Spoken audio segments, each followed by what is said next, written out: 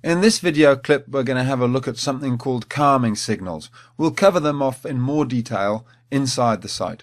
But just to give you a taster, calming signals are messages which dogs use to communicate between each other, to say, I'm not a threat, I'm no danger, you don't need to worry about me. Now this is Jason. He's an entire male and he's weighing in at around 40 kilograms, and he's the biggest boxer I've ever met.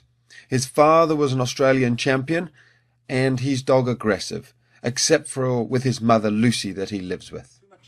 Here's Jason when he first sees my dog Peanut. He's locked on, he's focused, but believe it or not, he's actually doing a lot better than he normally does. He's normally barking and aggressive, but because I've shown him I'm the pack leader, we're going to be able to calm him down. This is my dog Peanut. She's well trained, very highly socialized, and she actually helps me during consultations. She's showing me how close she can get. She stops and looks to the right and to the left and back to the right. She's not making eye contact with Jason, and she's keeping her distance. These are all calming signals, and now she turns and moves away, turning her back on Jason. She's turned her back on him, she's averted her eyes. They're the first two calming signals. She's saying, I'm not dangerous, I'm not a threat to you. And here's the third signal. She's sniffing the ground. She's actually saying, I'd rather smell the roses than get aggressive and stare at you.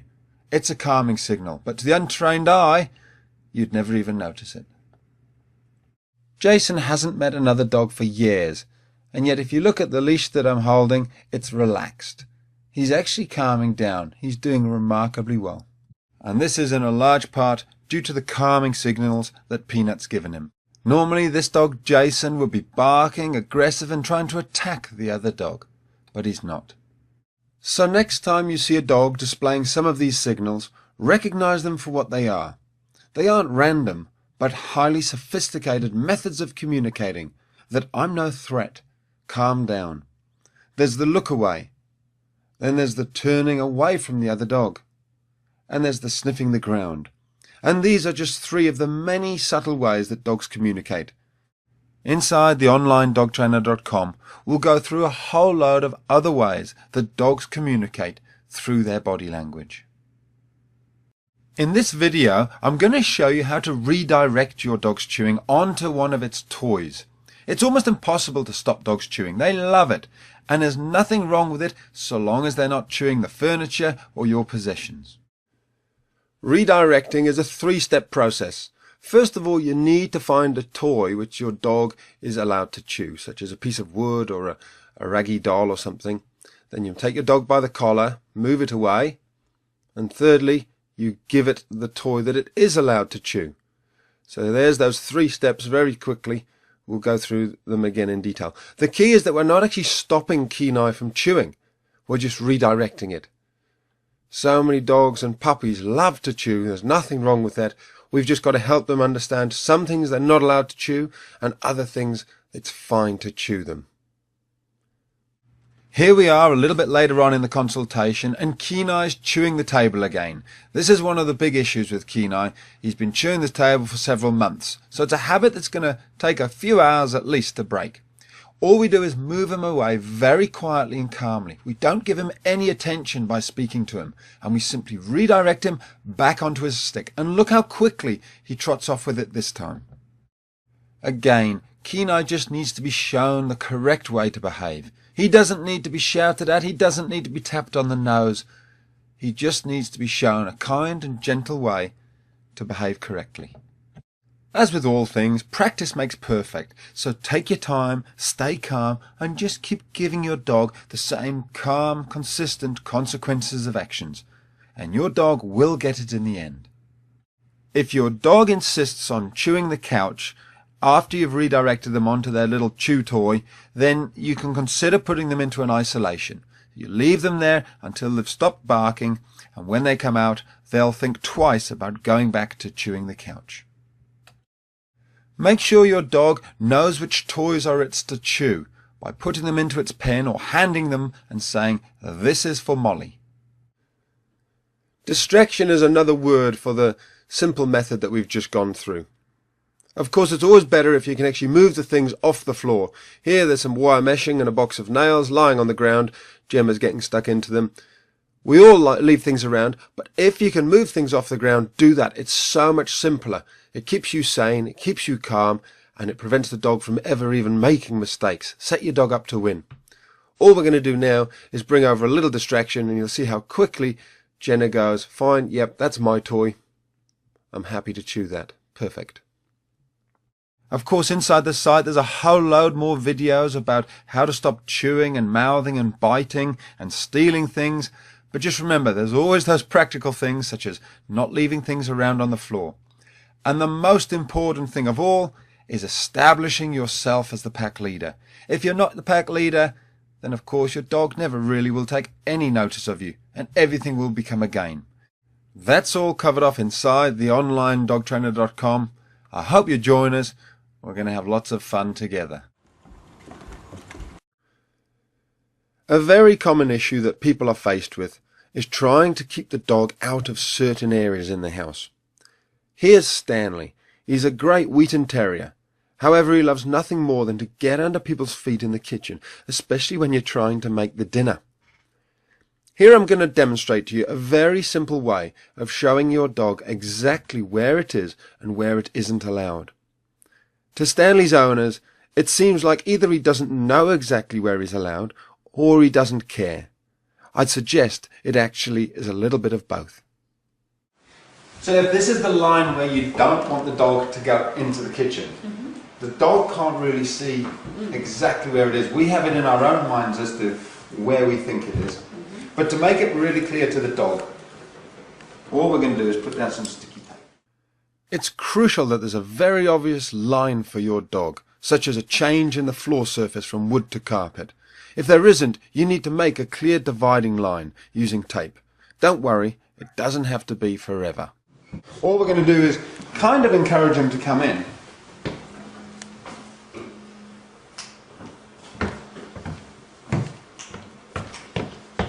He already knows there's something up. There's a line there.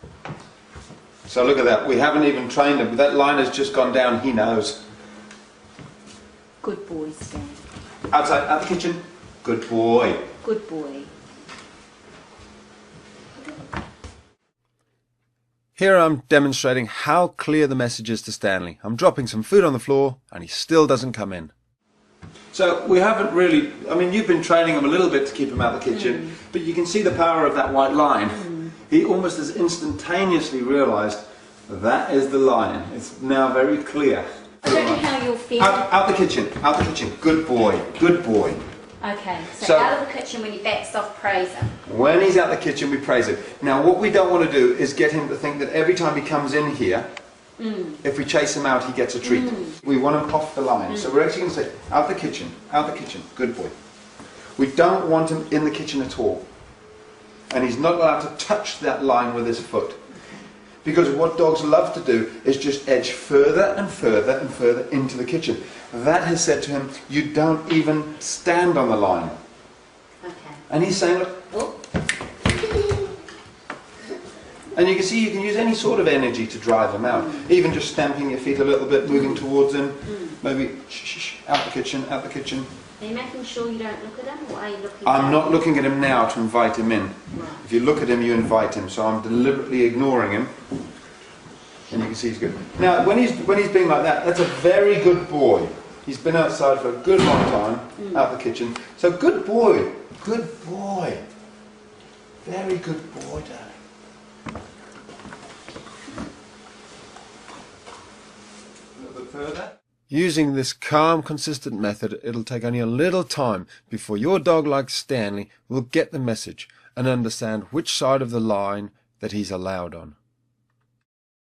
As with any training, it'll have maximum effect only if your dog listens to you because you're the pack leader and you've already implemented the 5 golden rules that are shown in the first section of the members site. If you aren't a member yet, then hopefully this will give you a clearer idea of how to communicate to your dog and how willing they are to listen to you when they respect all your decisions. This is little Ruby. She's an 8-month-old little spoodle and she's a gorgeous little girl. However, when she went for a walk, she was causing her owners a whole host of problems. Here's one little trick which helped to turn her around. As you can see, as soon as the lead came out, even in the back garden, little Ruby would go pretty crazy, pulling and yanking and mouthing and chewing the lead. She was a small dog, but she could pull pretty strong, and she was tenacious. She didn't give up.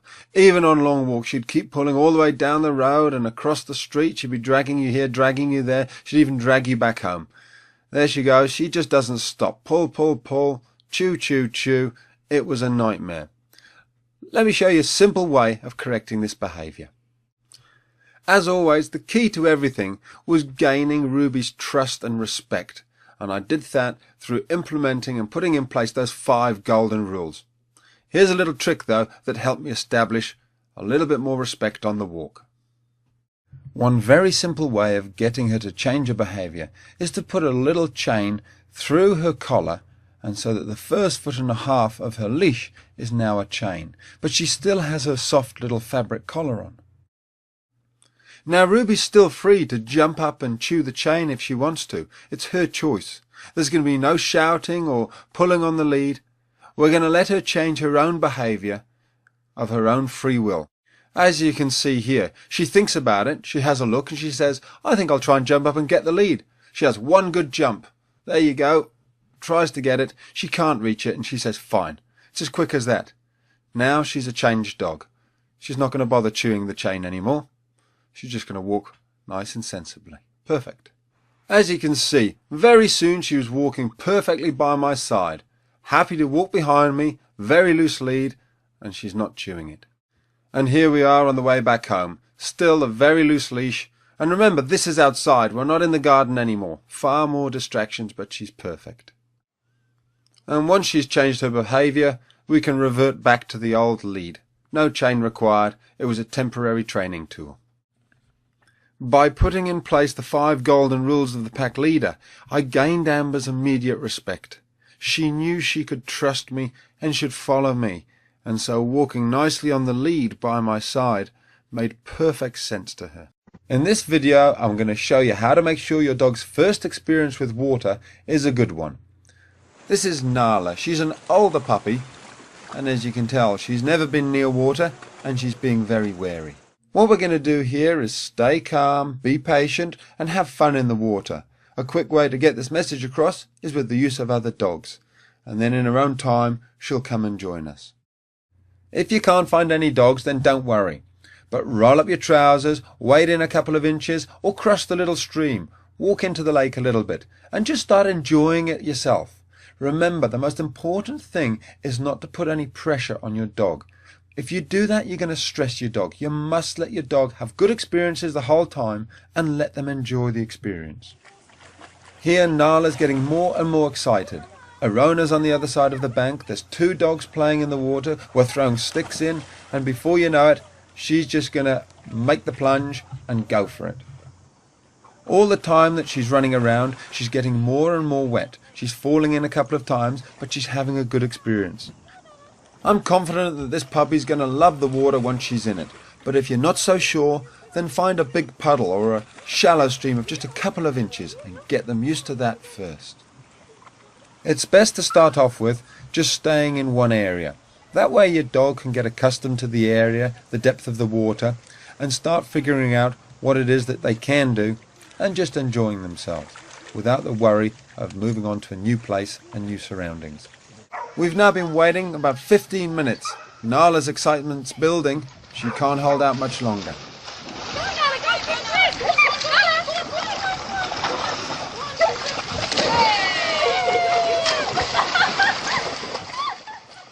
Here little Nala's barking was a sure sign that she couldn't handle it anymore. That's excited barking. Nothing wrong with that. She was desperate to get in the water. But now the dogs have crossed to the other side and Nala's stuck on that bank. And again, she's going to have to figure out the only way across is to swim.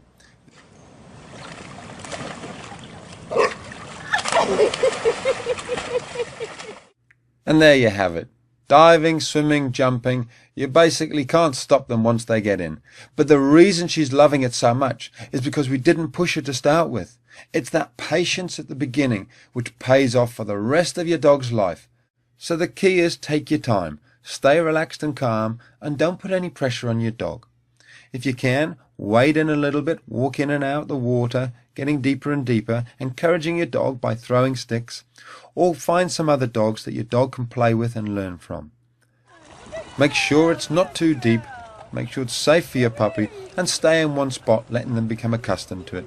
Use sticks to entice them in the water further, and just take your time. Remember, patience is the key.